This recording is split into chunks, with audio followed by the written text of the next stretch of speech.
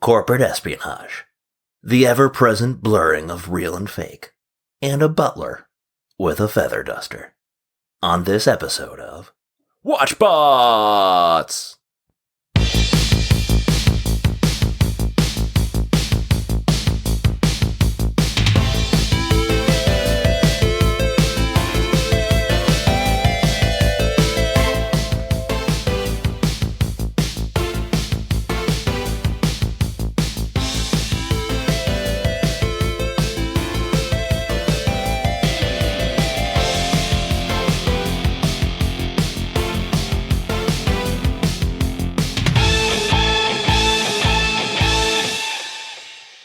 Hi, everyone. Welcome to WatchBots, the podcast about old cartoons, new neuroses, and recording while in a sweltering room. This is Ben, joined tonight by Dave. Jinkies. I hate that phrase. And Shaylin. Hello. Hi. Hi. Just living it up on this recording day. Yes. YOLO. YOLO. What's everybody drinking this evening? Well, I'm glad you asked.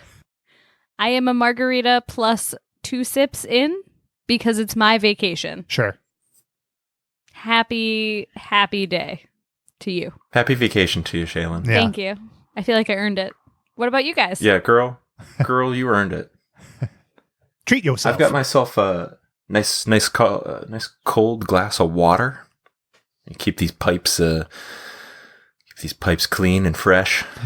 Keep our lip smacks to a minimum. There's nothing worse than just getting dry mouth right in the middle of recording and then having you secretly hate me because you have to edit all that out. I hate it. It's okay. You never become so aware of like lip smacks and phlegminess as when you listen to and record and edit a podcast, because I just it's fun. You hear every noise. Who's the worst? Every tiny noise. I mean, worst is relative because everybody has their own quirks. He's trying to be nice because he knows it's me that makes all the superfluous noises.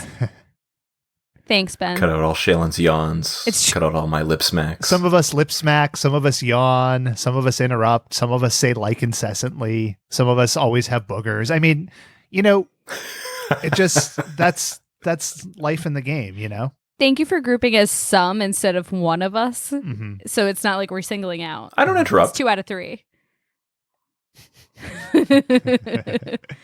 I also have 24 ounces of water in front of me because I'll need it because we are currently recording in a sweatbox. It's true. It's so Ben, fucking hot. Ben, what are you drinking? Lime Spindrift with bourbon. Oh. No, there's no bourbon. There's a shot of bourbon in there. Spindrift. Ugh. If you're listening and need advertising, we're available. That's right. I'll drink Spindrift if it means advertising money. We'll devote 10 minutes an episode to liquid talk. Heck, I'll make it 12. Someone's going to keep this train on the tracks. So, speaking of getting really drunk, do you ever get so drunk that you put an online order in that you forget you have done? I did it one time. One time? I've never done that. Really? I do it constantly. I know. That's pretty telling. Did you do it recently? Yeah. So that's how you end up with things like the Blu-ray for No Holds Barred and stuff like that. Ooh. But most recently, as in today, a package showed up and addressed to me from GameStop, and I had no idea what it was until I cracked it open and found this Ghostbusters Ecto-1 Transformer that I had pre-ordered in a stupor probably 6 months ago. Completely forgotten about it. So imagine my delight when it showed up. It was like a Christmas gift to myself. Oh, that is awesome. I feel like that was less drunk ordering and more just delayed because it was a pre-order. Like I've pre-ordered things and forgotten. No, I'm pretty sure I was drunk. I was piecing it back together this afternoon. Well, do you want to know what I ordered? It was it was a really bad DVD. And when I say bad, like it's not on IMDb. It was a film adaptation of Northanger Abbey. That was so bad that they do not have it on IMDb. Do they have it on IMDb? It does not exist on the internet except on Amazon, where I bought at the time. The DVD came in the mail, and I went, "When did I buy this?" And I looked, and it was like 3 weeks prior, and there were no other copies available. Mm-hmm. So, you know. So it's not on the Internet Movie Database. What I'm saying is How did you find it? Jane Austen is rolling in her grave that they adapted it, and then I bought a copy. So Yeah. I'm going to give a future listening note to our listeners. Try and tell the episodes where Shaylin is drinking, because she articulates everything in a very particular manner. maybe I'm a fan of the Mandarin. I was going to say. Circa. I like to think of myself as a teacher. I'm a teacher. Anyway, Vacation! so listeners, we want to hear from you. If you ever drunk order something, hashtag secret self Santa love. Long hashtag. That happens. Self-love Santa? No. Is that what you're Don't do that. Bad idea. It is almost Christmas in Hashtag July. and DM us Mm-hmm. with your Gross. self-love Santa shots. It's a good practice. I highly recommend it. So onward and upward. Go team. This week, we are sticking in the strange world of cartoon characters as kid versions of themselves. And this is a pup named Scooby-Doo. And Dave, you brought us into this world. So what is your major malfunction? Well, you don't have to get that harsh. That's not too bad. I thought Disagree. we did Tiny Toons last week. I was feeling like maybe we should watch something where classic cartoon characters are, I believe the term is babyfied, is what I read on Wikipedia this afternoon. So it was a toss-up between Flintstone Kids and this one. So I chose this one because I remember this show very vividly, and I think it's not because I enjoyed it, although I did, but I think it's more so because it's very formulaic and very structured. And I remember liking it a lot because I think I needed structure. I'm one of 4 children, and my household was a little crazy when this show was airing. My dad was in night school. My mom was raising 4 kids, so she was a psychopath, and my sisters were bananas all the time. So I think just knowing that I could sit down and watch a pup named Scooby-Doo and know that I was going to get a cast of characters that all had similar motivations to other characters in other episodes, a monster that was going to chase them around into a dance scene. Scooby was going to eat a Scooby snack, turn into a rocket or something, and then they were going to solve it, and there was going to be a red herring joke. It's just good structure that I needed as a child. So that's want to revisit that. I think that you put parental foundations into a pup named Scooby-Doo is both fantastic and telling and fantastic. Second the motion. Yes, here I am co-hosting WatchBots, a show about cartoons, and you just thought it was going to be fun, but I'm just happy to see my parents again. Sure. That's reasonable enough, I think. Yeah. I'm like the cable guy. I can't think of it. Oh, wait a minute. Oh, Billy. It took me a minute. I learned the facts of life from watching the facts of life. Is that movie good? Is it secretly good? I think it is. Yeah, I think it is too. Yeah. I'm gonna give it a rewatch. Yeah. There's a good Ben Stiller cameo in it where he plays who were the twins that killed their parents in the 90s? The Menendez brothers. Mm-hmm. So he plays like a fictional version of those brothers, and like there's this like ongoing court case in the background of the movie that he just appears in. It's really funny, like and like very very dark, obviously, but like very very funny and weird. So I think it's a pretty good movie, worth a rewatch or a revisit. I wish that America Online had been around in the days of the Menendez brothers. Maybe it was. It was. Because my screen name could have been the third Menendez. You know? I think. Would that have been good? Could have been Menendez brothers. Yeah. That's the same thing. I feel alarmed Menendez, about both of those suggestions. They came to you very quickly. Yeah. Yeah. Did you guys watch other versions of Scooby-Doo? Were you Scooby-Doo-ophiles? So here's the thing. Yes. I loved and still super appreciate the original Scooby-Doo, later Scooby-Doo. There was the 13 Ghosts of Scooby-Doo, which I was a big fan of. Mm-hmm. And then when they started doing like they were basically feature films. I was probably I might have even been in high school, to be honest, where they finally gave a real ghoul. There was no like, you pull off the mask and there's somebody underneath. It was legitimate zombies. So it was a big turn. And I found myself legitimately bummed out today when I was like, oh, I'm going to go follow like the cast members of A Pup Named Scooby-Doo on Twitter or whatever. They're all dead. Well, Casey Kasem is dead. And I got super bummed again. So. Yeah, he was like a dad to us all. Indeed. Apparently. I guess. It's just sad. A dad who plays a child. Like, hey, Scoob. What did he come back from the dead? I'm sorry. I didn't say it was a good impression. Was that an impression? I really thought Casey had come through your body. Get out, I hate you. It was so like, hey, Scoob. Hey, Scoob, how's it going, man? No. Jinkies. To the point where I actually at one point ate SpaghettiOs to collect the proof of purchase so that I could get the CD that is the soundtrack to the series of Scooby-Doo. Wow. I have it upstairs. Yeah. It's my thing. It was my fave. Now, Dave? so you liked all the other iterations. Did you like A Pup Named Scooby-Doo when you were a kid? So as a kid, I had strong feelings that it was not as good as the others. But I also watched every episode. Yes. So yes, it's like, this is a Hershey bar and it's chocolate and it's fine, but it's not the best, but it's still chocolate. I'm still going to eat this Hershey bar.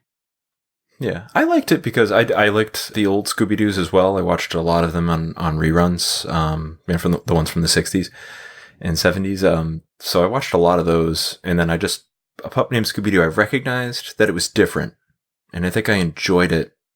Well, obviously for the structure, but I also liked that it was different and sort of lampooning the older series. I kind of feel like it was exactly like the older series. Yeah. There's a little, but less good. They play with a little bit. Yeah, there's some Weird Al elements to it. Red herring. Yeah. Sure. Specifically. Sure. Right. See, right. I think hearing your thoughts collectively on Scooby-Doo explains a lot, because I, even as a kid, was, one episode of Scooby-Doo a year, and I was generally fine because it's just so repetitive. Like, they see a monster and they are scared of the monster. Scooby and Shaggy run away. Repeat. Hold on one second. Shaylin just died on Margarita salt. Oh, Jesus. We're keeping this in. Yeah. Well, what the hell happened? There's salt on her tonsil. Ugh. She reacted in a really normal manner of just gagging and then leaving the room. Why would I drank water and coughed. It's fine. Why would you try to snort Margarita salt? Just cutting the line. I did what I had to do. It's a tough guy shot. Yeah. Anyway. Just doing tough guy shots in front of us. You bump a rail of rock salt. Yeah. So anyway, yeah. So just repeat. And it's just, no matter what, like, you know who the villain is immediately. The fact that there are monsters drawn differently didn't do anything for me. It's just, there's no variety to it.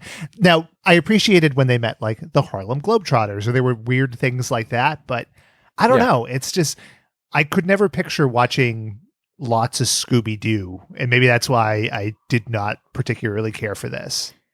Again, I just think like it's the repetitiveness and the structure. As a young child, like I welcomed that. It was like a blanket for me. Mm-hmm. Well, my parents loved also, me. No, I'm just kidding. I mean, they did. Good for you, Ben. I like things that upset the status quo. So when I watched Scooby-Doo, it was usually the only cartoon, because I had older siblings. So it was one that I liked. I thought was kind of funny. Sure. And it was like one episode a day, maybe one episode a week. So it wasn't like, 10 episodes in a day. So it didn't feel super duper repetitive. And what's weird is that I always liked Scooby-Doo, but I didn't like a lot of mystery books because I found those too repetitive and too predictable. Like I remember being really mad about Nancy Drew. Don't bring the Hardy Boys into this. Hardy Boys are above reproach. They are. Yeah. Except for their predictability and repetitiveness. What about Encyclopedia Brown?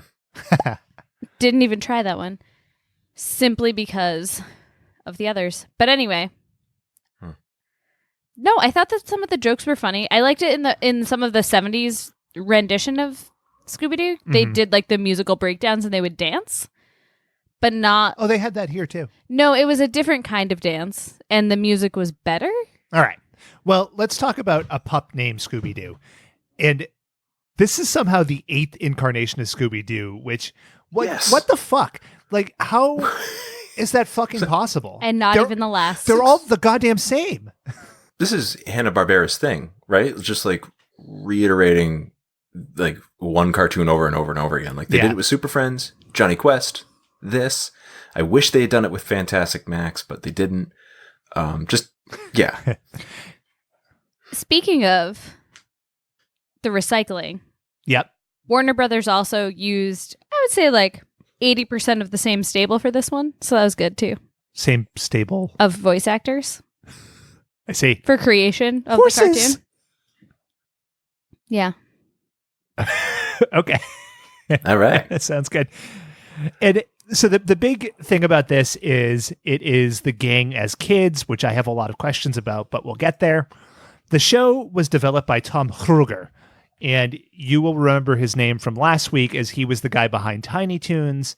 And I think for me, it really crystallized why I found this show so like impossibly precocious and insufferable. So Ruger, your bagels suck, as does your TV development. You know what I'm saying?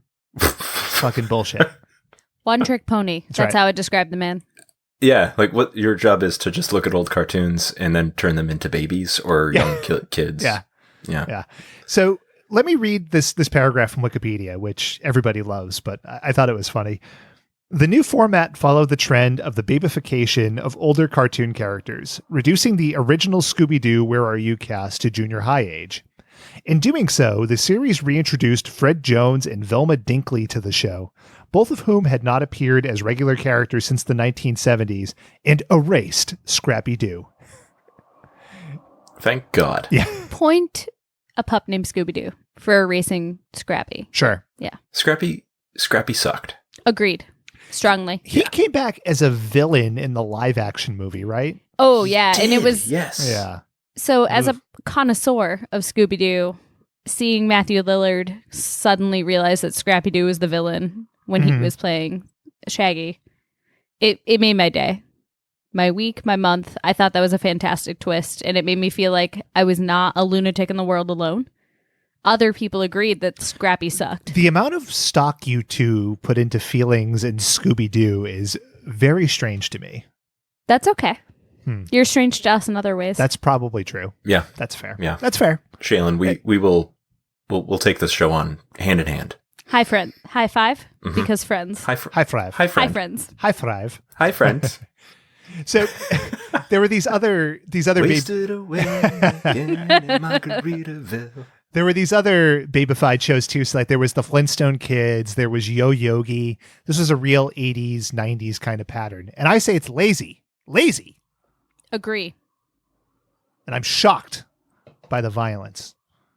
And appalled. I'm appalled. It's not woke enough. So the show, 4 seasons, 30 episodes. So it's one of those shows where the first season is the bulk of the episodes and the other seasons have like 6 episodes. And that sounds like a fun gig, I think. Yeah. Yeah. And the episode we watched is The Return of Commander Cool. And this one sits in season 2, so somewhere in the middle of the run. You got 3 writers.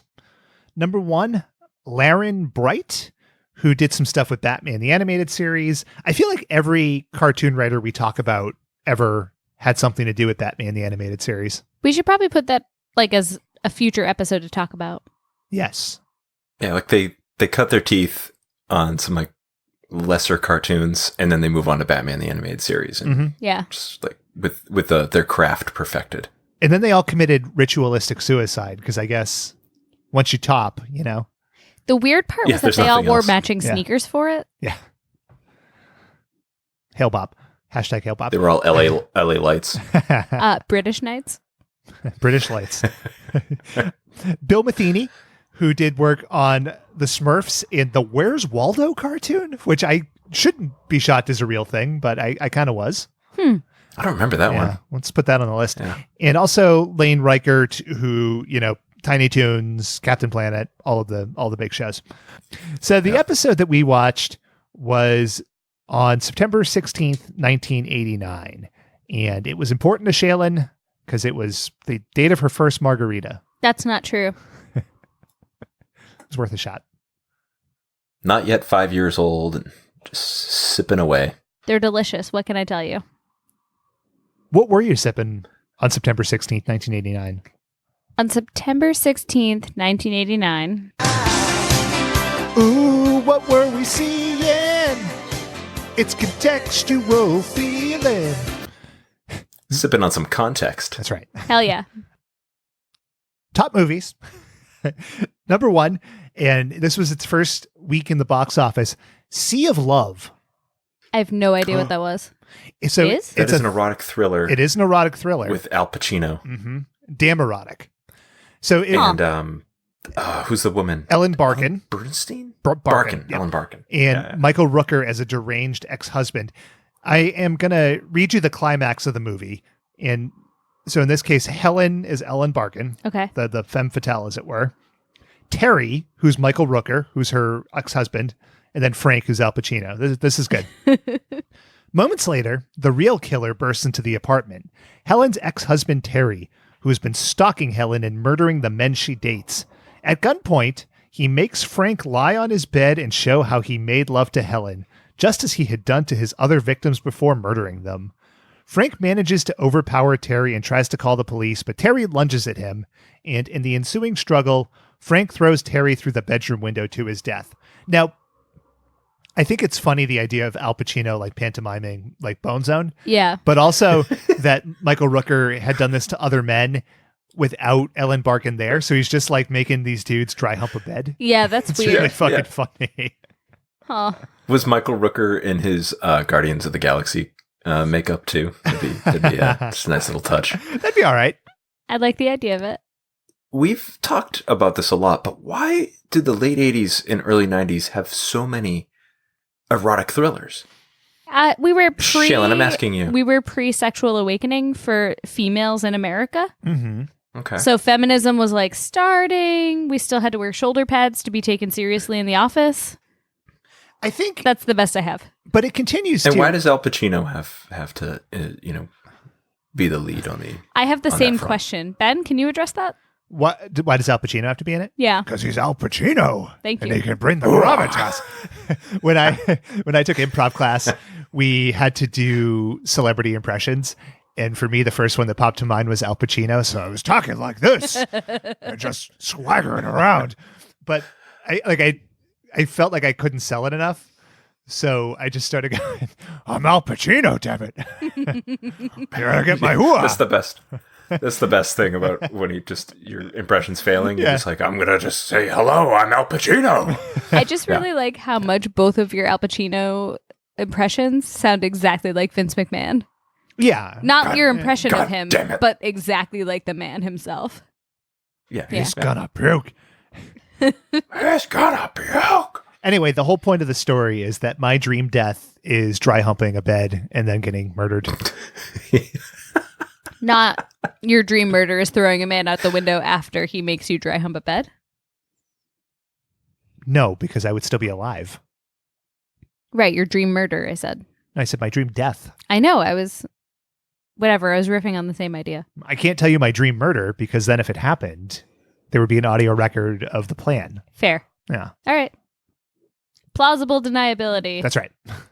Favorite erotic thriller of the late 80s, early 90s? Shaylin, you go first. I don't know. Hmm. Dave? Ben, yours? Sliver.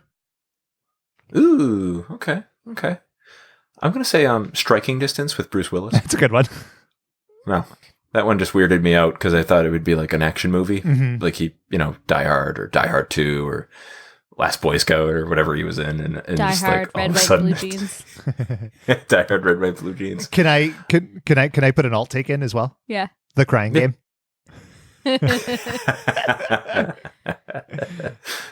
Oh boy. Oh, man. Does Crybaby count as an erotic thriller? Crybaby? Yeah. No. With Johnny I don't Depp. think so. No. Okay. No. What are you talking about? Don't worry. It's not steamy enough. It's fine. Grease 2. Oh, nobody likes that Australian the guy. Cameras movie. Ew. Oh boy. The Secret of Nim. The Penguin and the Pearl. No. Get out. The Chipmunk movie. Other children's movies. That was in like 2010. Number 2 movie. Not the animated one. Well, dethroned after several weeks at the top was Uncle Buck. So good movie. Number 3 was Parenthood. Bravo. So just a weird mix as always. Top 3. We've talked about that one. Oh yeah. Oh, yeah. Yeah. And top toys, I pulled out a few. Number 1 on my list anyway was the home version of Double Dare. Oh, man. Yeah. That sounds really great. Yeah, so it had a bunch of like little doodads in it, almost like a magic kit, Mhm. and you would wear like a basket hat on your head, and you have to throw beanbags in there and catch it on your head. All right. Fucking fun as hell. Sounds awesome. Yeah, I believe it was a Pressman joint. Fine arbiters, purveyors of board games. Indeed. Pressman. Pressman. Hashtag Pressman. We also had a life-size cherry from Pee-wee's Playhouse, so you could sit in the chair. How many people bought that, do you Okay. think? Yeah, it's a good question because it was $100 at the time, which inflation-wise That's puts a it up lot to of money. like $250, $300. Yeah. Yeah. That's a lot of money for a weird piece of ugly furniture. Yeah. Yeah. How many of those do you think still exist? I'm going to eBay. Next week, you're going to hear You about do how that. comfortable I am sitting in the cherry chair. And we also had the releases of both the Sega Genesis and the Game Boy in 1989. So Oh, man. a real landmark year. Oh, man. Yeah. Yeah. Did you guys have both of them? So my household had both. I had a Game Boy. Technically, the Genesis was my brother's, but I got some use out of it. We got a Nintendo in like 88 or 89, and then we didn't get the Sega until like 92 or 93. Mm-hmm. So we were a little late on that. I think we had the Game Boy first, and my older sister and I shared that. All right. Yeah. Why? No, I was just being nosy. I don't know. Curiosity. Okay. Get out of my business. So I didn't know if you had like a story behind that. I was waiting for Well, one too. So Yeah, my brother for Christmas really, really wanted the Game Boy. And my mom had to sneak into his room when he was at school, cut out the order form from a comic book, Mhm. and she bought it by mail through like the mail, like through an order form on a comic book. And to me, that seems like really archaic and strange, but also it happened not that long ago relative to like human existence. Yeah. But yeah, we had a Sega Genesis too, but I don't think it was right away. Like it was like Sonic 2 era. Mm-hmm. Do you remember that show Picket Yeah. Fences? Yes. Yes, with Five-ish Finkel Yeah. and Tom Skerritt. So I don't know that I ever watched an episode, but I do remember like a preview for it on whatever channel it was on. And I don't know if it was like a kid having a fantasy, but he was being enticed by a lovely lass holding a piece of chocolate cake and a Game Boy. And I don't know what her gambit was or her angle, but that was the day that I hit puberty. Well, I'm I was gonna uncomfortable, say, so well done. Sounds right up your alley, Ben. You could just feel the flush in my cheeks as I'm telling this story. Shaylin, you're uncomfortable, but I am super comfortable. Anyway, so let's get into A Pup Named Scooby-Doo. Here is the song.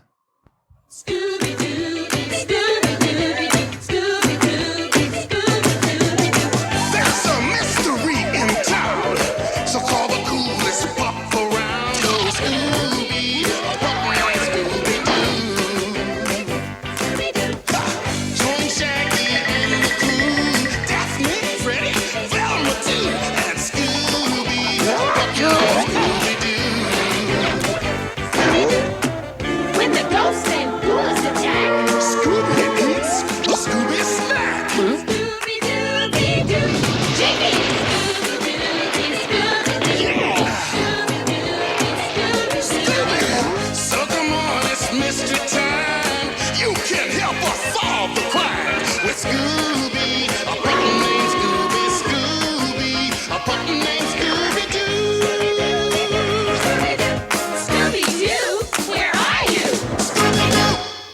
What a banger.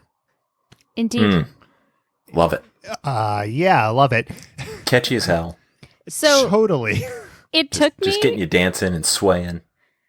literally until we watched this episode for this podcast.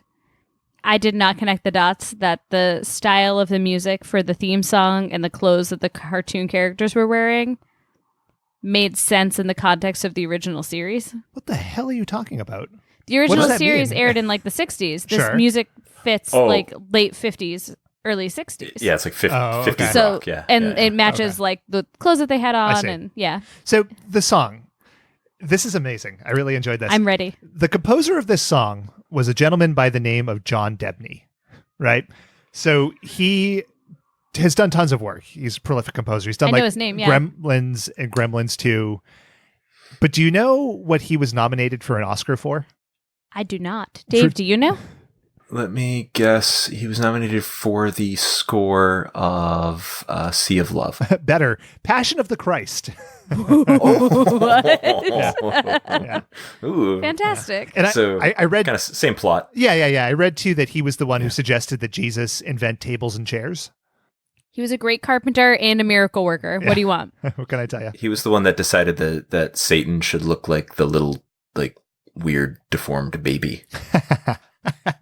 Like he was Voldemort. Yes. Yeah. Yeah. But you know what? We're not talking about Passion of the Christ. We're talking about some other freaky little things. Yeah. So they're all kids. And Fred's got this crew cut. He looks like a Marine, like he would fucking stomp your ass. You're right. Yeah. But I'm going to add the context that I just mentioned. He has the same haircut that every single person that went to my dad's middle school had. Okay. They all looked like that. So it makes sense to the time period that they're trying to connect with. Sure. So they're in the 50s. I mean, judging by the music, I the think clothes, Yeah, like- whatever you're saying. But they have late 50s, they have early 60s. computers. Yeah, but they have computers and like 80s gadgets. Correct. So this is my Ben breaking point I here. could Like say this is where I multitudes. broke down. Yeah. Well, layers. I think what happens in one of these kinds of cartoons is they do the babyfied thing, right? And so Oh yeah. one person on one side of the table is like, "Oh yeah, what we'll do is we'll go back in time from when the original TV show aired. We'll make them younger. We'll make sure that they have the right saddle shoes, and it'll be great." And then you get to the time when you're actually producing the show, and the scriptwriters are like, "I mean, it's 1989. We're going to use the cutting edge technology of this dot matrix printer." Hmm. And Can I that's ask a question? how you end up with this mess. Yes. I'm gonna ask a question. What are saddle shoes? You don't know what saddle shoes are? I'm afraid I don't. I know Ben, what do you know what saddle saddle shoes are? I know what saddle sores are. So they look kind of like a spectator pump or a golf shoe. So it's like a white toe and a white heel. Can I ask a question? Yeah. What is a spectator pump? I hate both of you so much for not knowing these. I don't know what a spectator pump is. That one has a heel. Well, can I ask another question? Yes. What is a heel? No, you know what that is. So a saddle You shoe, do? it looks like the center of the shoe is either usually like I would say typically it's navy blue or black, but it was a big deal in the 80s and early 90s to have pink saddle shoes. Okay. But they were very Gotcha. common for the original teeny boppers. Mm-hmm. They were just shoes that looked like there were saddles in the middle. There was like two-tone shoes. Gotcha. Journey to the center of the shoe. Correct. I have a bigger problem with this show. It's not the confluence of many decades and generations. Well, I'm going to tell you what my problem is. Please tell No. me. It's the whole concept of it. All of it. Yeah. He hates it all. Yeah, it's Scooby Doo, but they're kids. So like Uh-huh. they never evolved. Scooby should be dead by all rights because No, they're it's middle school, man. How old do you think that they are in Scooby Doo? Where are you? 45. Yeah, that's kind of my thought. What? Shaggy is in his 30s. They're supposed to be teenagers. Bullshit. Shaggy's not a No, teenager. they're in college. Every single bad guy in Scooby-Doo says, I would have gotten away with it if it weren't for you, this dog, and you kids, you meddling kids. Right, but like by any right and age, Scooby should be dead or near death, and that bums me out. Like I won't watch John Scooby-Doo Wick won't die. because of the dog. But this is Scooby-Doo just with like shitty little kids.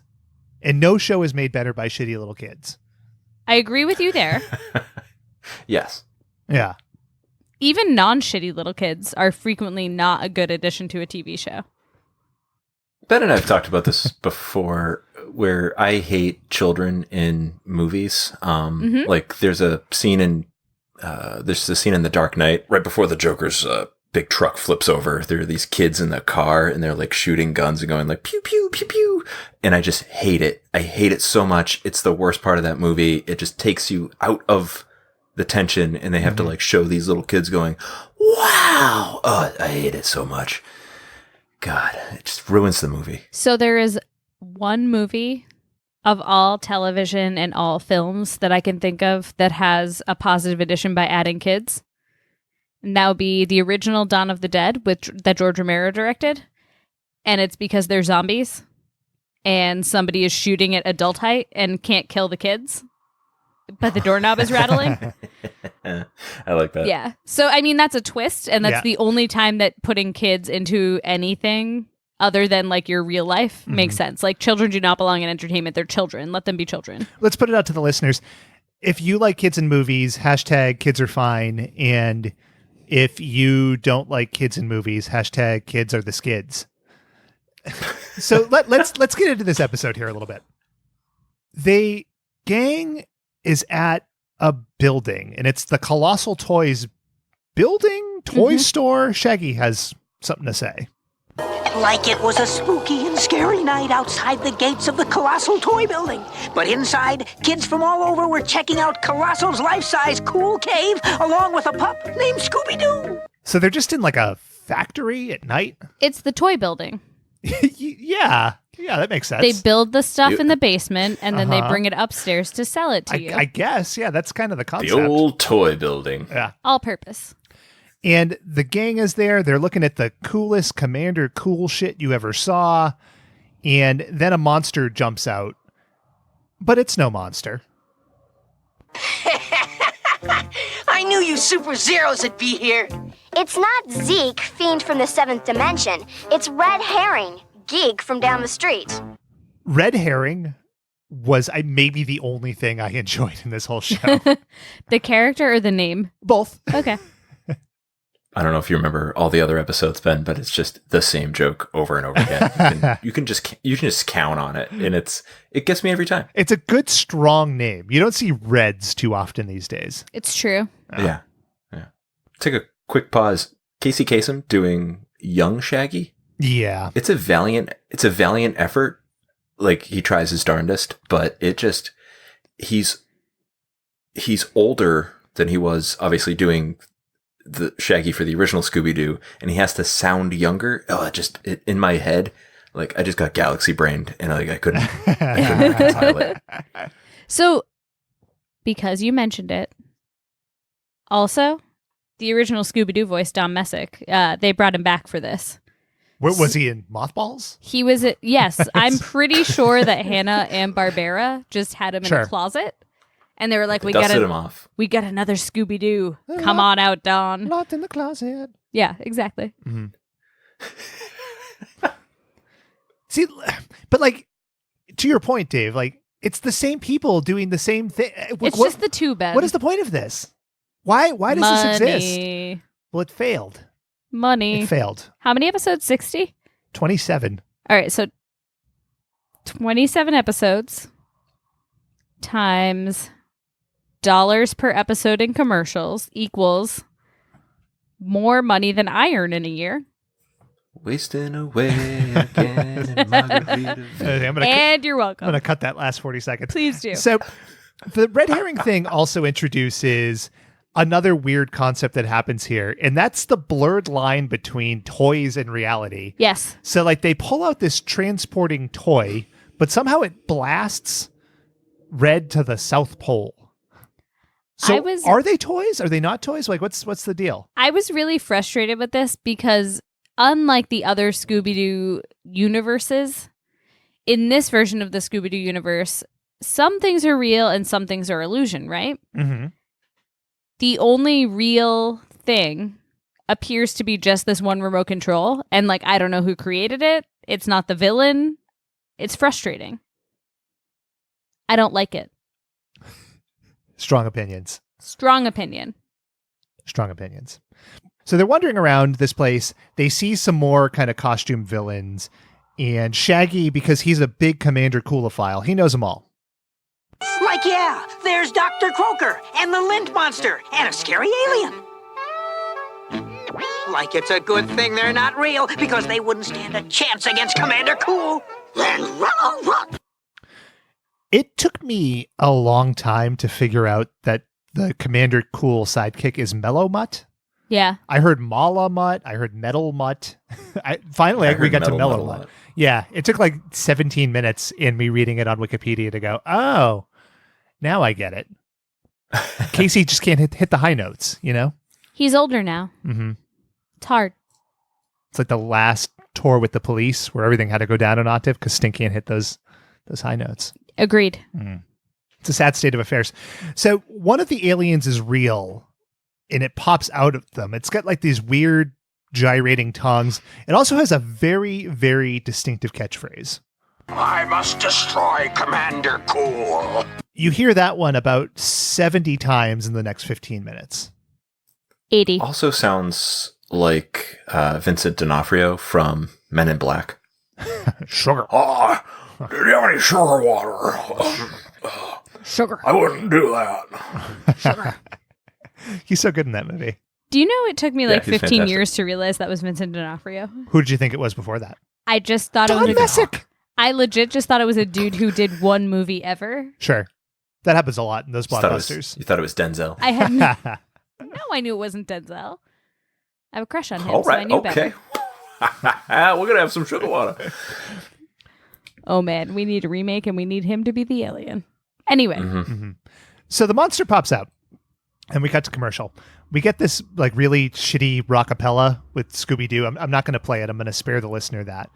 But we come back, and Scooby and Shaggy use rocket skis, and then they hit a wall that's covered in nuts and boxing chickens in the Colossal Toy Factory.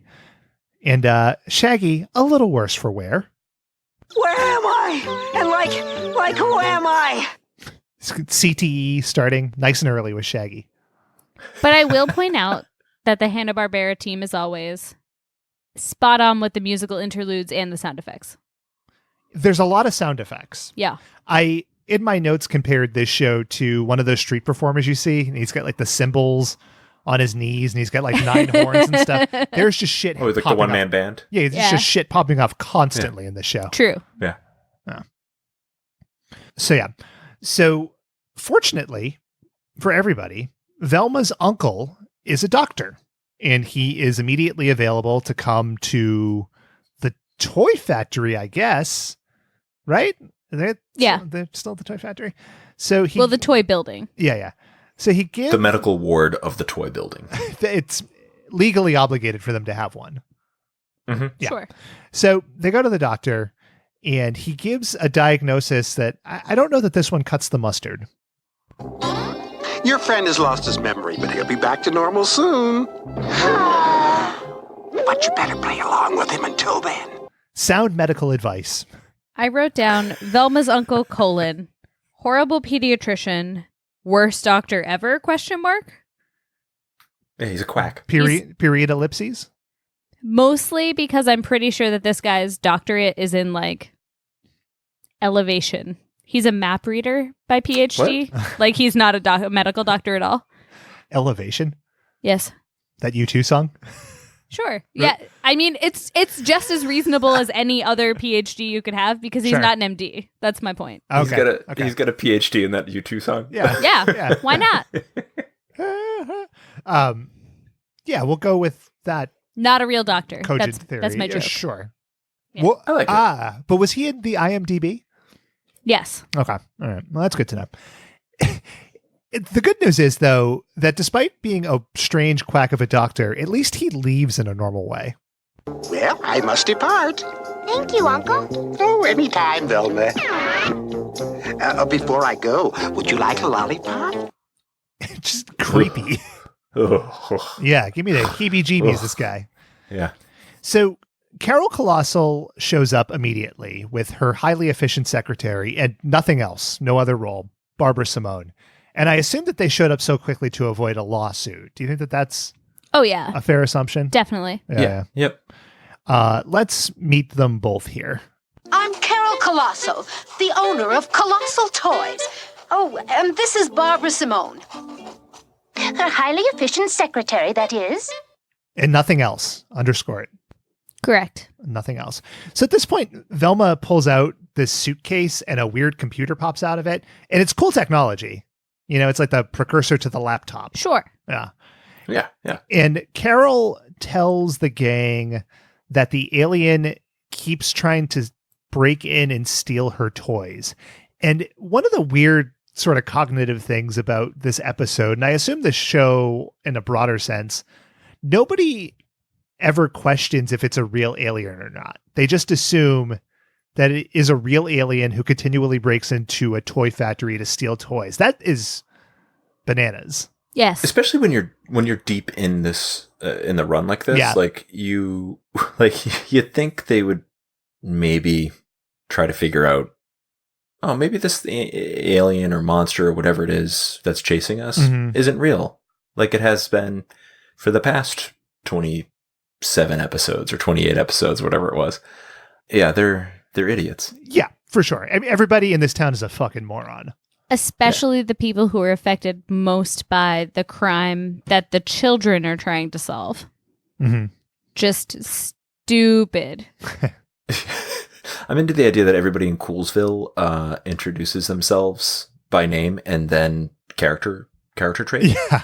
Like, I'm Barbara, efficient secretary. It's like, I'm Dave, nervous WatchBots host. I'm Ben, smiling politely.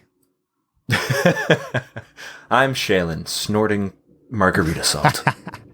I do what I gotta do. It's vacation. That's right. So Carol suspects former rival Stu Pendus. And it's weird in Coolsville that all these toy makers are so infamous, but Stu apparently has a name because Daphne knows him a little bit. You know, I'll bet Stupendous has something to do with this. You mean the man who owns Stupendous Toys? Now, this is especially amazing because they're in middle school, and Stu points out later that he's been out of business for several years. So this guy has got some name value to him. Yeah. What's weird about it is that his name is also, like red herring, a different word. Wait a minute. What? Explain. He's not just stupendous. Mm-hmm. He's stupendous. That didn't come to me. Well, Daphne's good, but she put it together for you. Did she? No. If Casey Kasem voicing a little kid version of Shaggy Galaxy Brain me earlier, like, this is just 10 times that. I didn't even put Stupendous together, Shaylin. Jalen, do you think that You are welcome. you could do a Shaggy impression of him saying Stupendous? No. No, I don't. Not even for the listeners? I'm sorry, listeners. It won't happen tonight right now. Maybe later. Bullshit. Drink up. Will do. Make it happen. So one of You the need to have margaritas every time we record. This is great. This is getting turned. Actually, you might call this Stupendous. Stu Pendus? Stupendous. E. Nigma. Stuart Pendus. Edward Nigma. What a movie. So one of the other suspects on the list is Quentin Creepley, and he's another former toy maker. He used to work for Carol. And one of the subtle things in the show that I enjoyed is Barbara is talking about Quentin getting fired, and she makes a throat slashing motion. Yes, I saw that. I enjoyed that. That's pretty good. I enjoyed that quite a bit. That's how we talk about people getting fired at my work. Yeah. It's like, oh yeah, he's resting in peace.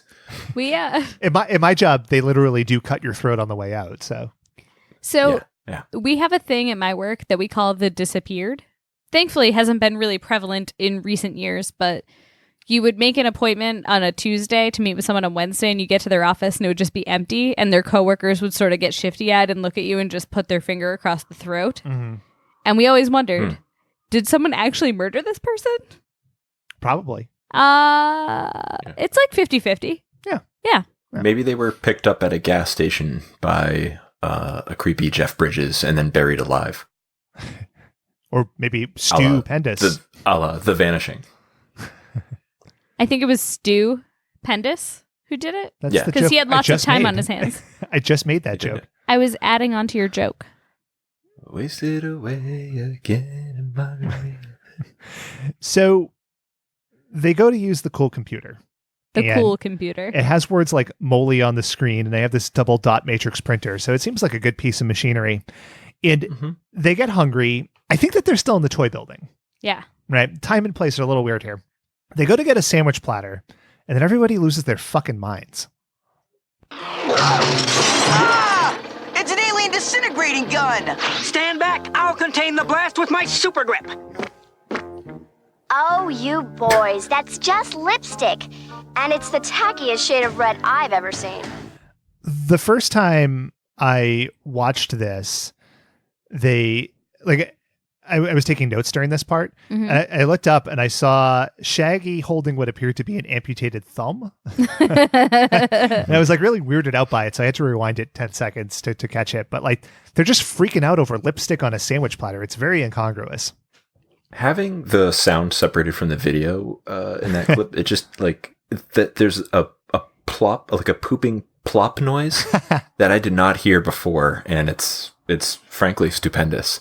It just makes you wonder who was farting in that scene. I go with Velma. Yeah, totally. Velma looks gassy. Right, but Daphne's trying to cover her fart by sounding so judgy. It's the tackiest shade of red that I've ever seen. Mm-hmm. I don't know why everybody thinks that Daphne is such a bitch. She's not. She's not. She just comes from privilege. She's just pretty. Yeah. Not every pretty girl is a jerk. Mm-hmm. Who was saying she was a bitch, Shannon? The internet. Lots of people assume that, and also the tone in her voice in this is an assumption based on previous cartoons. Yeah, you go to the Scooby-Doo subreddit, and 90% of those threads are like, that Daphne is such a dirty bitch. The subreddit gets real weird. Mm-hmm. Well, that's on the dark web. Yeah. Yeah. You got to go to the onions and things like that. So anyway, Shaggy pulls a ladder out of his pants. Like upward ho! Just like that noise. Do it again. It's the noise that happens when I take a ladder out of my pants as well. So it's realistic, if nothing else. Yes. It's the noise of my erection. Ew. We didn't need What? to go there. Anyway. Anyway, we should go there. Listeners, we want to know what your erection sounds like. Hashtag noisy boner. Ew. Yeah. Ew. So they're in the attic. SF sex. No. I understand. I was like, safe for sex. And you know it is, baby. Just let it lie. Let's move on. Let it sink in. Ben, what's your erection noise? There we go. It's universal, I think. Move on. It's why we're good friends. Let's play a random one. I was getting ready to unveil the... Yeah, it's that. So they're in the attic of the factory, and there's a sign that says spooky, isn't it? So it's a real like Looney Tunes kind of thing. It's a very fourth wall situation. Yeah. But anyway, the alien's just in there licking papers, which is pretty weird. I don't know why. Just licking papers. So they run away. Scooby hides behind a door he built. Shaggy tries to arrest the alien. It's all very wacky. They have like the jauntiest run you've ever seen in your life. And the alien against demands Commander Cool. The alien runs away. And here we get Velma's catchphrase. Jinkies, it's blueprints. What does jinkies mean? Is it just a nonsense word? Yeah. It's a nonsense word to describe I've just realized something, but I'm not going to tell you what it is because it will ruin the plot line of this episode. You'll find out later. Yeah, she already knows the score by this point, right? Oh, yeah. Yeah. And this is every single episode. Yeah. She knows something's amiss. No one else seems to know. And then she's just collecting clues while these idiots kind of bumble around. Yeah. I don't know why Velma stayed friends with any of these people. Maybe the dog. I mean, Yeah. dogs are awesome, but the people stink. She's just lonely. But Does Jinkies have like an origin, or is it just that was her catchphrase in the original show? Yeah. So in the original show, when she said Jinkies, it wasn't like I just solved this. It was more of like a, oh man. Mm-hmm. I think if you go to etymology.com, it's Polish in origin. Mm-hmm. Yeah, I believe that. it's probably some. That's what I was looking for. Probably some druggy term. Probably. Fucking wavy gravy, baby. So they find blueprints. And then they see the alien appear to fly away towards Quentin Creepley's workshop. And this flying saucer is fucking huge, and it's flying in the sky. Bear this in mind for the end of the episode. This thing is enormous. Yes. Giant. Yes. But so they're hanging out, fucking scratching their asses, and then Barbara very conveniently shows up. Perhaps this map will be of some assistance. And then she's gone. As quickly as she arrived, she's gone. And as with every other character in the episode, there's a sound effect when she enters and exits. Yeah. A damn fine secretary, Barbara is. Highly Very efficient. as she described herself. So they go to Creepley's house, and this guy kind of looks like Uncle Fester, and he has a workshop that kind of looks like the Addams Family house. So it's not in the best shape. And we meet the best character in the whole show here. Worse, it's full of dust. Jenkins! Yes, Miss Blake? Dust alert!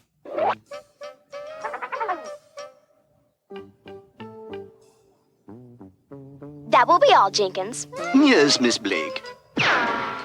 Just a guy with a feather duster. I want to A point out noble profession. 2 things here. Sure. First, he came in and left with the bullet sound. Mhm. And also the bump, bump, bump, bump, bump, bump sound effect. That's from the original series. Sure. So. Well, thank God they recycled Homage. that asset. I liked how Jenkins' character appeared in Downton Abbey. Just like a nice little crossover there. I met that guy in the I street. appreciate it. You met Jenkins in the street? What guy? Not Jenkins. He's a cartoon. The butler from Downton Abbey. Which one? The head guy. The guy from Force Awakens? Yeah. Lord Santeca? Constable Zuvio? I would have to Google the name. I don't remember. The old guy from Downton Abbey who was the in-charge butler guy. The one who talked like this. Yes, that guy. Mr. Mosley. Yes. That guy. It must have been exciting. Yeah, he was doing a comedy you met show him? as a fundraiser, and he was just on the corner near my work, and I said, hello, you look very familiar. He was doing a comedy show on the street?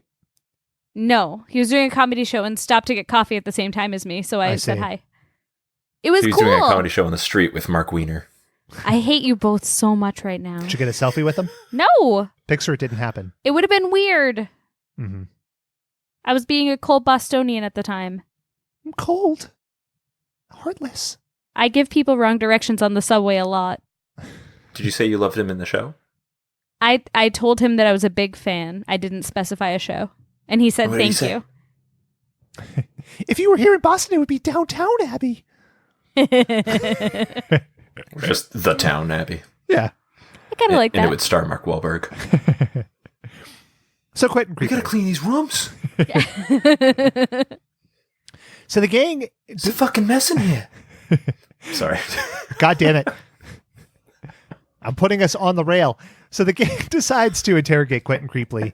And He was Mr. Carlson, by the way. Great. I'm so glad we solved this Jim mystery. Carter. Where did Jim you find that Carter. information? The Internet Movie Database. What if I wanted to find like a really obscure version of Northanger Abbey? You wouldn't be able to. Sounds like a test. Get out. I can't wait to find it on IMDb in seconds once we're done with this episode. I fucking fully anticipate that happening. Okay. Get ready for a mea culpa next week. Yeah, Yeah. I'm prepared. Mea culpa. So they're interrogating this weirdo, and they put the light on him. And I was fondly remembered of that scene in Dick Tracy.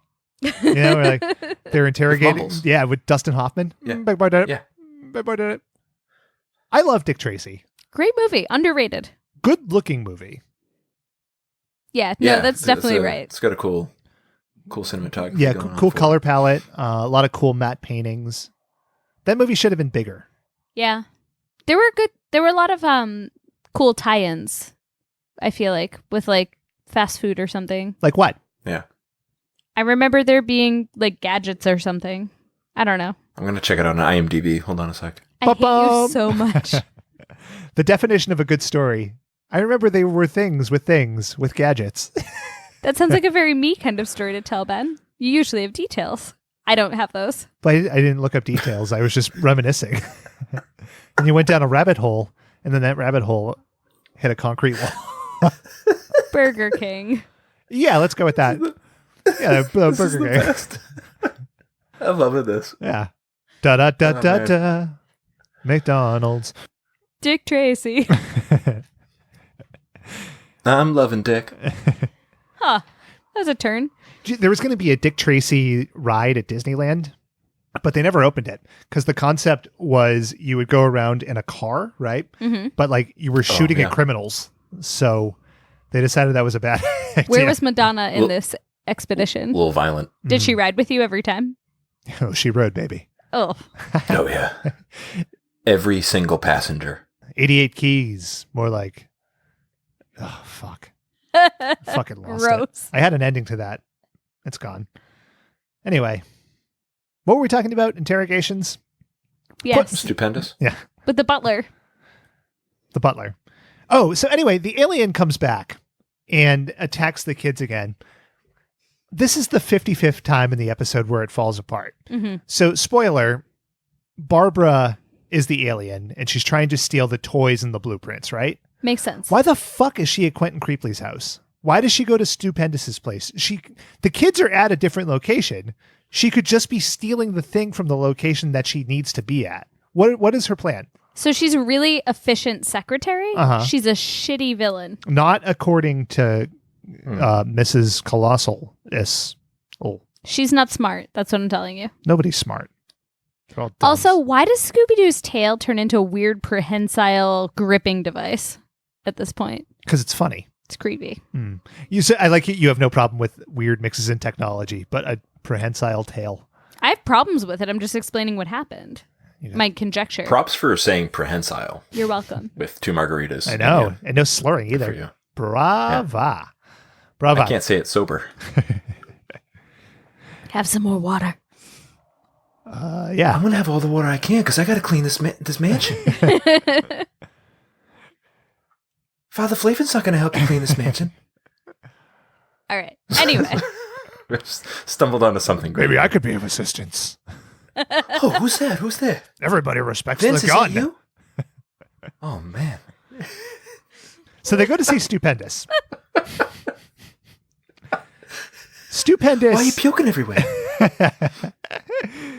Stupendous is an interesting businessman because he explains to them that his business has been under for years. So he just has this empty old building that he hangs out in and spies, right? Yeah. Yeah. Anyway. When you say business, you mean he's just sad. Yeah, no, he's sad. Yeah. But here's the... That's my business. That's what I do for work. Same. I just sit in like an empty place with like a dusty desk, just twiddling my thumbs, hoping someone comes in and buys my product. God, that would be so fucking cool. You owe me $7, just sir. have a building. So there were two really notable things about Stupendous. Okay. Number one, he screams at Shaggy as if he is really Commander Cool. So his building Yes. must have like a carbon monoxide leak. That's my working theory. Or drug addict. Number two is what would have happened if Stu's business hadn't gone under. This is his magnum opus. I was getting ready to unveil the best superhero toy ever. Table Man! It's a table with like cartoon eyes and a cape on it. I loved a table. I love Table Man. It's so good. The cape is like gently flowing. It's so fucking It's great. really good. I would watch 50 episodes of Table Man and buy the entire toy line. Oh yeah. I would watch 67 episodes of Table Man. Yeah. Are we competing? All right, fine. You won, Shayla. You know what I would do? I would watch 150 episodes and they'd be on the Internet Movie Database. That's very sad. Yeah. I love Table Man. Table Man and I are best friends. All right, listeners, if you agree with us, hashtag Table Man forever. What if you don't? Fuck off. Hashtag table, It's a great idea. Table Man never. All right, Ben Or wins here. hashtag Whatever. table this conversation. We could. We good. So Stupendous. like all of the red herrings, not a turn of phrase, but like they all just go, no, I didn't do it. And that's always good enough. And the detectives just leave. Yeah, I mean, smart. Yeah. Smart. Let's get to the music. So they go back to the Colossal cave or whatever, the fucking toy building. The colossal building. Thank you. And they run into the alien in an elevator, and Velma has the good idea to just close the door on it, which I appreciate. Because she's smart. Then we get a music video. This was insane. Let's play a little of this song and let's talk about it. It's time for some superhero type music, Melomut. Right.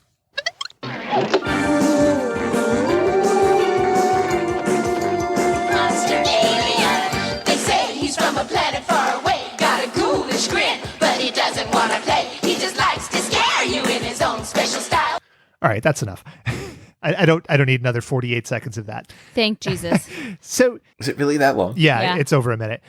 Tahiti from the real Ghostbusters, this is not. But you have Fred dancing like he has Tourette's. You have Velma doing a Peanuts dance, and them all just running from the alien. This was brutal. Understatement. This dance sequence happens every episode. Like, they build up to it. The monster chases them around. Velma does her, like, Charlie Brown dance. They all have, like... You say Velma does What? her Charlie Brown dance? This is a complete ripoff of the Peanuts, which is annoying. And it's also supposed to be riffing on the version of Scooby-Doo where they would have the chase scene and they use pop songs. So there's actually like a pretty memorable, like, You Were a Shooting Star Scooby-Doo chase scene, which was so much better because it's not cheesy canned music that the studio made up. It's What like other a pop song? What other pop songs did they use? I only Candyman remember Camp? the one in this moment in my life, and it's possible I made it up entirely. Was one of them Space Jam? Disco Inferno. It definitely was not ever Space Jam, but the Peanuts dancing ripoff thing feels like a lazy scriptwriter move. Well, yeah, that's why I said she does a Charlie Brown dance. Calling you out, Jane Barbera. You're very upset. Salty. Like You don't your- even know? Like your Margarita nostril. Correct. All right. So it's extremely repetitive. They just keep going places. The monster keeps popping out. So let's jump ahead a little bit. A few notes. Number one, Fred is reading his favorite magazine, The National Exaggerator, and that's spelled Exagerator, which is not even close Nope. to how exaggeration is spelled, but it's okay. I like Fred in this because they make him... He's just an idiot. Yeah. Like, for this a pup named Scooby-Doo, Fred's character is a moron. He just accuses people as soon as he hears an iota of a motive. He just always thinks it's red herring, and he's like obsessed with the Exaggerator, which is just like the National Enquirer. You don't even need a motive. You just need red herring and a crime, and that's who he accuses. Yeah. It's great. Yeah. But he's a good... It's He's funny. a dum-dum. Yeah. Beat you to death with a lead pipe. I don't Yes. know. Fred gave me weirded me out a little bit. Ben didn't like Fred. It's that haircut. So the alien... Baby Guile. Sonic Boom.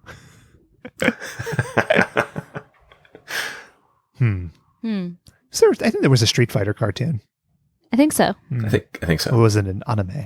I don't know. Anyway, so the alien trips on oranges and falls into a baby carriage where it is then subdued. The kids accuse Creeply again. They accuse Stupendous. They accuse Red Herring. Velma, though, makes the shocking reveal. Actually, the alien is Barbara Simone. She's now sitting in an easy chair with a computer around her. I always liked the spatial thing about this, when they would pull off like the mask and then there would just be like this elaborate thing underneath it. That I thought was funny. You know what I like about the costumes here? Like, if Barbara Simone spent more time trying to like run her own toy company rather than make this elaborate costume, like she would have a very successful toy company. She puts all her effort into this insanely elaborate costume, right? With all this machinery and like technology behind it. Just build your toy company with that same ingenuity, and you got it made. Yeah, come on, Barb. She's so efficient. It wouldn't even have to be a toy company. Like, that's her expertise. Right. She could translate that into a lot of different occupations. Exactly. I would argue too that her plan is very flawed because she's stealing blueprints for this toy base, which is a Commander Cool toy base. But at the end of the episode, Colossal gives the kids the toy base. So if she's stealing blueprints and the toy's already been manufactured, there's really no point to having the blueprints. Right. You know? Yeah. It's just it's a bad plan. It's sloppy shit. For an extremely efficient secretary, she's bad at being a criminal. Yeah. I totally agree. But tighten that shit up, Barbara. Let's unravel the plan a little bit. So Velma figures it out, and she explains how she got the clues. Her clues are in like pot smoke clouds. Right. It's pretty weird. So it's middle school. Yeah. Yeah. Everybody experiments. They question, but what about the flying saucer? We saw the flying saucer. It was enormous. It was fucking huge. Let's listen. It flew in through the window. It went behind the mansion. Yeah. Or did it? Like it's only a movie. Yeah, a movie. It's just so fucking lazy. I think we've seen this projection gag done a bunch of times, and it's just like, I'm just so tired. It was of done the in Captain projection gag. Planet. Yep. Yeah. Yeah. Yep. Yeah. Yeah. It just like how, so like I'll buy like it, Captain Planet, I'll buy more because it's like they're in a room and it's like just in the confines of that one room that they do the ghost thing. This, they look out the window. They look out over the neighborhood. Like you have to believe that this projector can project onto the sky. Correct. Mm-hmm. It's impossible. It's impossible, cartoon. No. Get your mind right, cartoon. Do you not remember the show? I want to say it was Unsolved Mysteries, Growing but it Pains? might have been riffing on an episode of Unsolved Mysteries. Sure. Where they show how you can take a piece of plexiglass and use a piece of transparent tape to make a UFO, and you just move the plexiglass back and forth, and it looks like a UFO in the sky. Would you wave your hands in the air as if you just don't care? I mean, if you want to get caught, yeah. Mm-hmm. I think I saw that. I think that was on Unsolved Mysteries, but I will look up on IMDb to make sure. Mm-hmm. I hate you so much for riffing on that for so long. I don't remember the show, but I do remember that there was a tie-in, I think, with like Men a in Black. food place. Men in Black. There might have been gadgets involved. Inspector Gadget. It's tough to tell. Can I propose a new title to this episode of A Puppet Named Scooby-Doo? Sure. That time when Shaggy became Inspector Gadget, and it was irritating as fuck. Yeah, I don't think that would play. Standards and practices. So before we leave, It's a character count thing. before we leave this, let's get that classic Scooby-Doo villain catchphrase. And I would have gotten away with it if it weren't for that superhero and his super puppy. Seminal. They always would have gotten away with good. it. Yeah. It's good. It's a fine catchphrase. That's super puppy. And then they get the prototype. And those prototypes go for big money on eBay. So that's how the detective agency, they got the mystery machine. Sold that shit online. Bought a van. Everyone retired as millionaires. It's just robot Dropped out of school. facsimiles running the agency now. Robot facsimiles, huh? Yeah. It's Fred's like Westworld. just in his hot tub collecting the money from his robot. Like you went Westworld. I was going to go Bill and Ted's Bogus Journey, but you get there in the end. There's many diverging paths to get to the same All end. roads lead to Rome. Yeah. So that's a pup named Scooby-Doo. And Jesus Christ, let's rate this. Show it to a kid. Yes or no? I'll go Yes. first. Yeah. I beat you to it.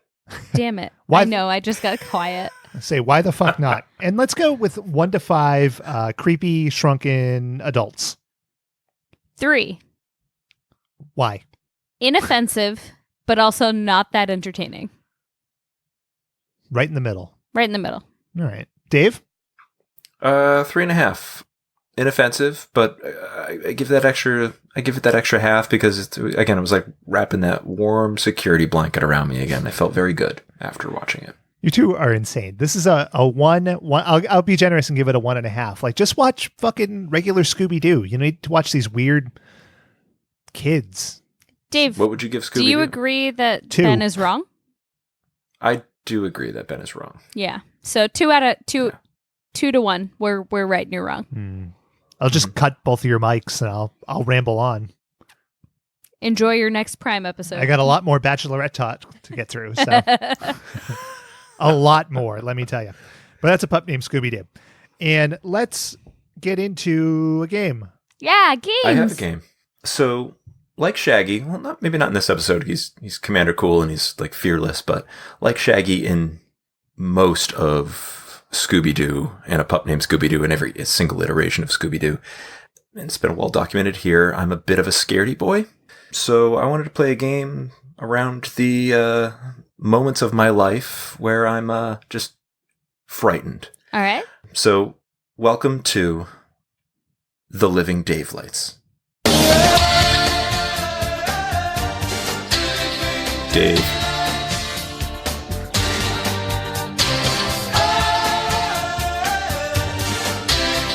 Dave.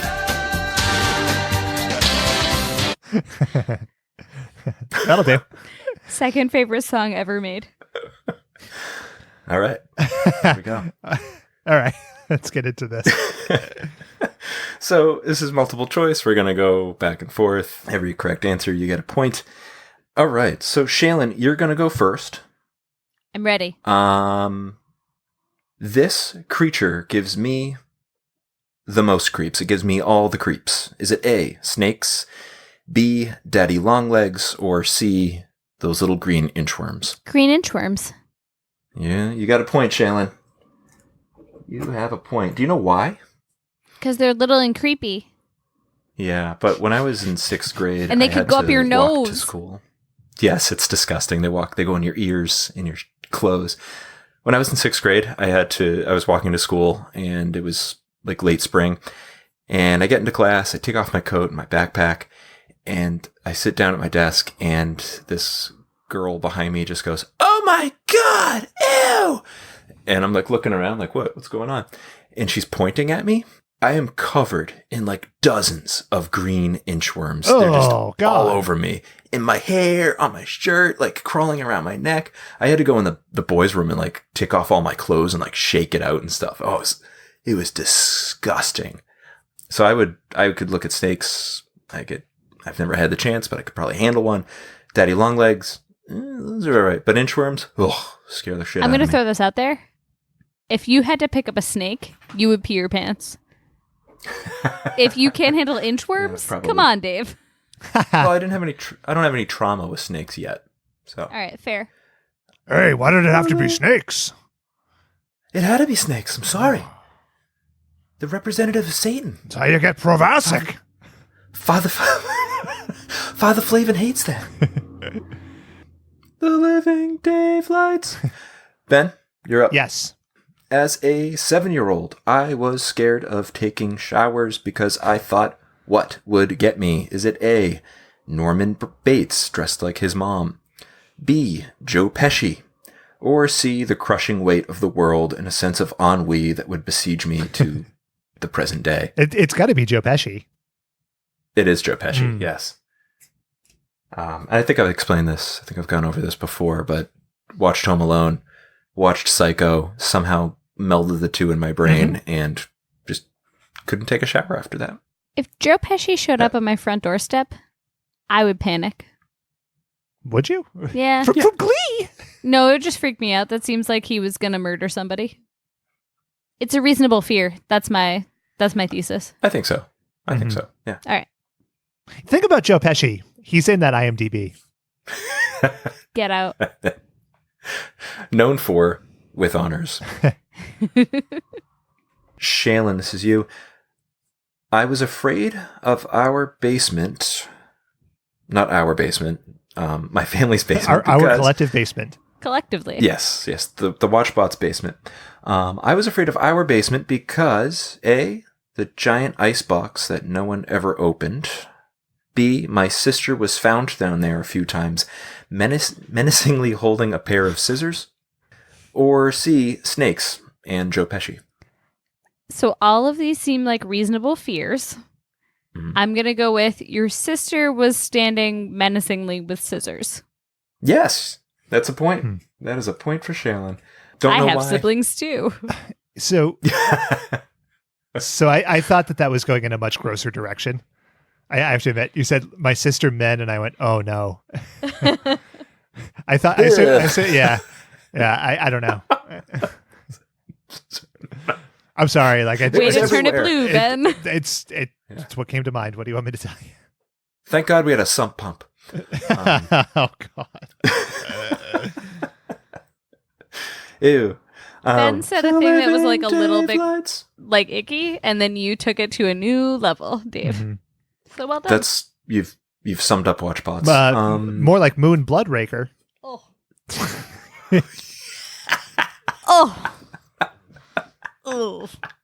You've been holding on to that one ever since you watched Moonraker. Since I was 8 years old. Decades. Ben. Yes. It's your turn. What was I afraid of most when it came to kissing a girl for the first time? Was it A, throwing up in her mouth, B, getting her pregnant, C, missing her mouth and kissing her eye, or D, her wanting to do more, me not knowing what to do, and creaming my jeans even before she touched my leg, then her laughing at the size of my penis? D sounds elaborate, but I'm going to go with the I one. C, I believe. The I one. Okay. You are incorrect. It was A, throwing up in her mouth. Like your Stan from Stealth Park? Yeah. Yep. I related very well to Stan. So when I was a kid, probably up through high school, through college, through my wedding day, I like my anxiety like manifested itself in an upset tummy. So I would just like randomly throw up a lot. The only way to describe it is an upset tummy because like it's just like the worst thing that can happen to you as a boy entering manhood. Mm-hmm. Just I'm gonna throw up. I'm so nervous. So yeah, throwing up in her mouth. That was my fear. Didn't do it, but that was my fear. What was your closest call, Ben? Dave? To what? Throwing up in a girl's mouth. I'm just kidding. You don't have to answer that. Oh, I will. No, I won't. No, don't. All right, it's my turn. Yeah, it is. My manager has called a meeting. I'm afraid I'm A, going to get fired for something that I didn't even do, but I think I did. B, I'm going to get yelled at for something I didn't do, but have absolutely convinced myself that I did. Or C, going to accidentally say something disparaging about someone and then realize they've been on the phone the whole time. I'm going with B. B. It's B. You got it right. Hooray! I'm never afraid that I'm going to Doyle get fired. wins. But I am afraid that someone's going to just yell at me, put me through the ringer for something I don't do. So I'm walking from my desk to the conference room and just all these things are in my head like, oh my God, is that it? Did I finally violated or harassed somebody, like violated some HR rule? I've never done that in my workplace, but for some reason that goes through my head. I'm just like, oh God, I sexually harassed someone and they heard about it and now I'm fired. I understand the fear, but mine are different. I think it's Ben's turn. Okay, it is Ben's turn. Thought you had something else there. Just pregnant pauses. Ben? Yes. My flight is about to take off. I'm afraid of A, the realization that I'm thousands of feet in the air, B, getting the shits during takeoff, or C, the social anxiety of when to stand up and when to get my overhead luggage when the flight lands.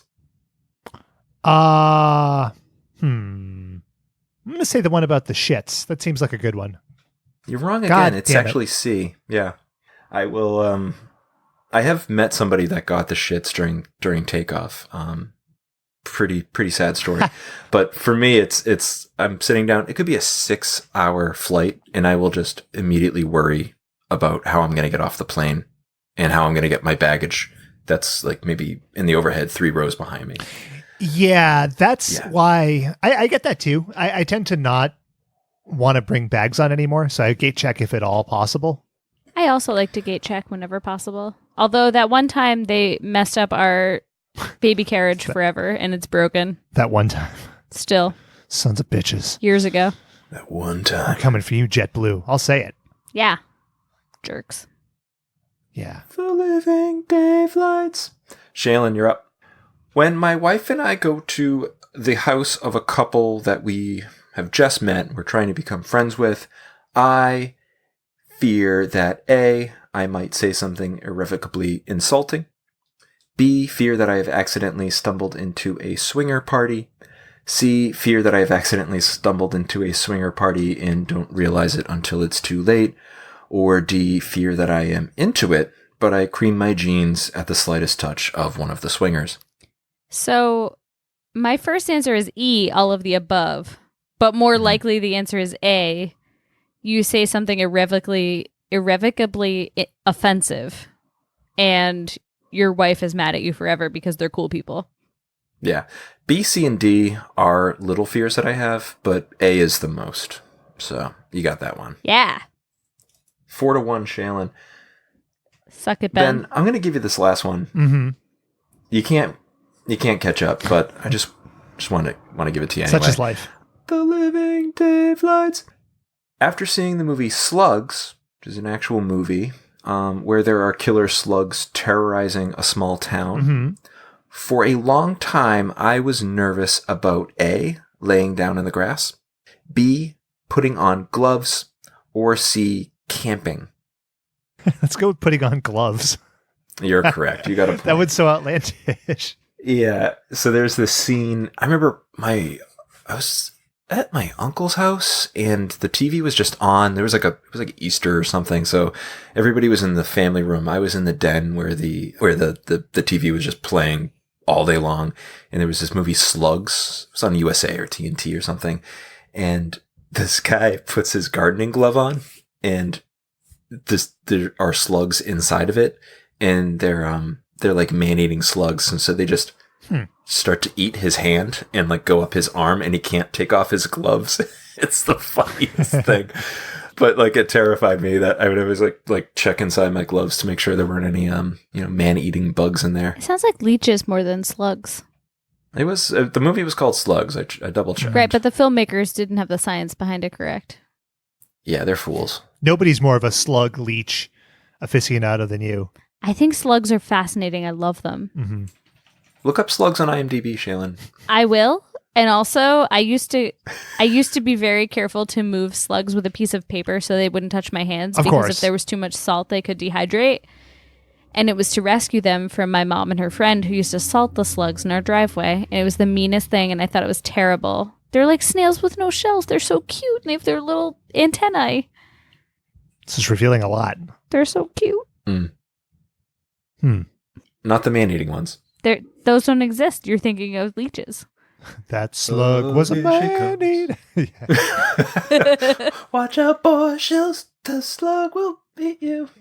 Whatever. She'll slug you up. That's it. Shaylin, you're the winner. Hell yeah. I win. Hooray. Yeah.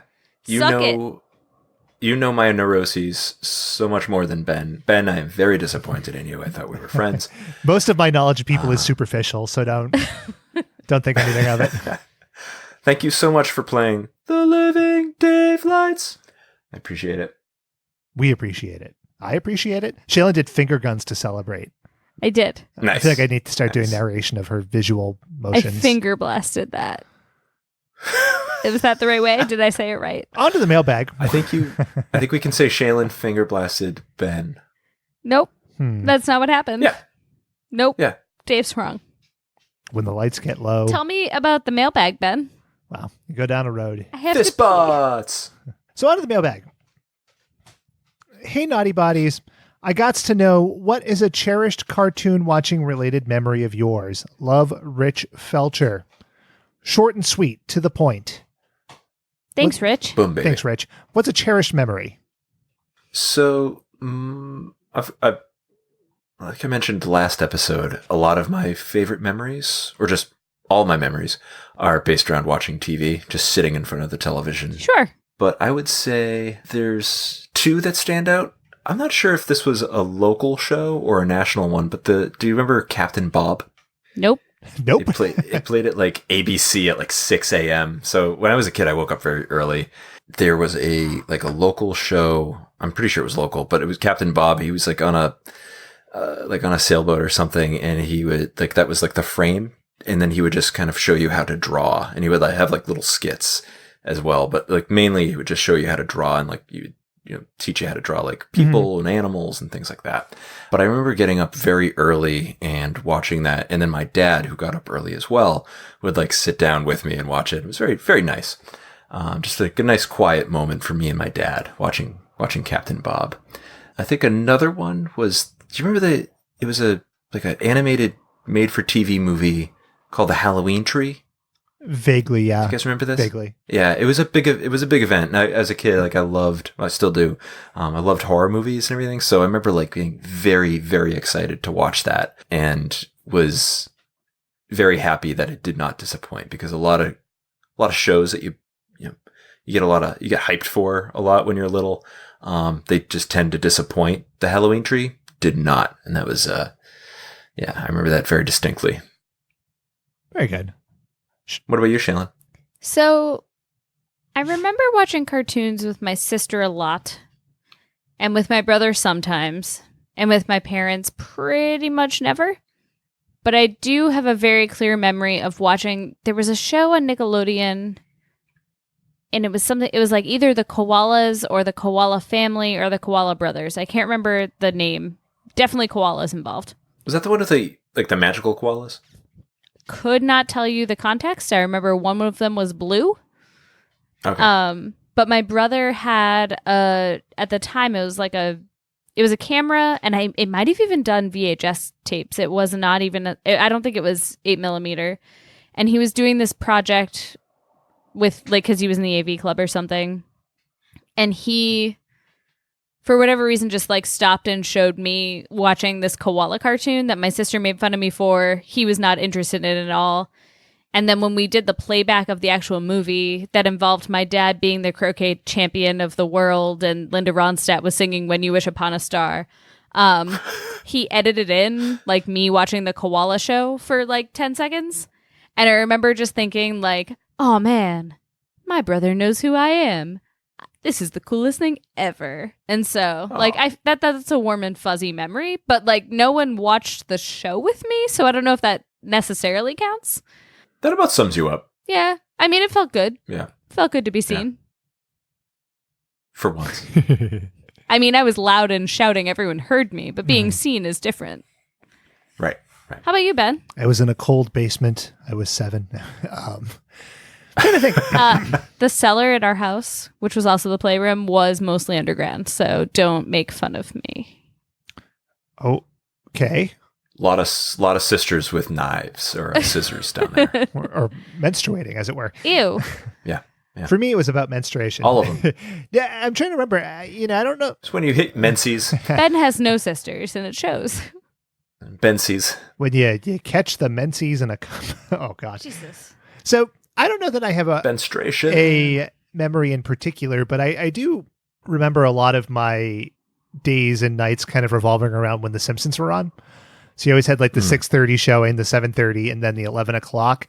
And, from middle school up through high school, I mean, those were like clockwork. I wasn't doing a lot of homework anyway because I was lazy, but that was when the show was still good and you got a lot of the good old reruns. So are you suggesting that not all of the episodes are good? For all 700 seasons? Mm-hmm.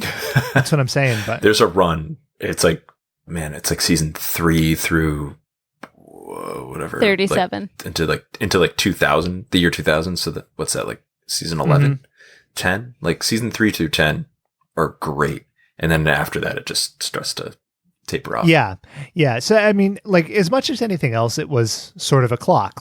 This was the rhythm by which my afternoons and evenings went. And it's one of those things that I guess it still exists. Obviously those shows are still on, but between On Demand and The Simpsons being on FXX 25 times a day, just that kind of rhythm, it's harder to come by now. You still have primetime TV and that's fairly regular, but shows take these huge long breaks. There's not that kind of consistency. So I don't know.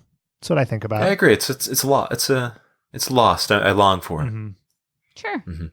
Well, listeners, we want to hear from you. Hashtag cartoon warm and fuzzy memory bank. Remember.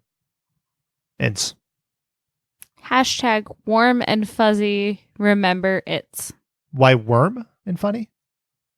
I'm just trying to figure out how many letters it is. Margarita's really hitting you now. Yep. It's a worm. It's I funny. can hear it. I said word. It's a worm. It's a worm and Worm is funny. But if you want to get in on it, hit us up. Twitter at WatchBotsPod, email at watchbotspod.com. So that was a pup named Scooby-Doo. Any last Scooby snacks or Velma Jinkies or Fred Stomps before we sign off here? I'm just really excited for when we finally buckle down and do a real Scooby-Doo. Mm-hmm. Mm-hmm. I'm not at all. I think we should do all the babyfied shows before we do the original shows. That's not a bad idea. Huh. Yeah. So next week, The Flintstone Kids. Here we come. How many after that? There's dozens. Just Yogi, right? I'm sure that there's more. The rest don't exist. Eliminated. I'll look them up. I'll look them up on IMDb. Get out. Maybe they're there, maybe they're not. It's not comprehensive, that I know. I also know that you could follow us on Twitter, Instagram, and Jiffy at WatchBotsPod. Please subscribe, rate, and review on iTunes, Spotify, or your platform of choice. For Dave and Shailen, this is Ben. Thanks for listening to another episode of WatchBots. And until next week, if you're thinking about reincarnating Scooby-Doo for its 55th comeback and you want him to be like conceived or fucking coming out of the womb or something, just don't. Let the past die. Hoo-ah! See you later. Bye.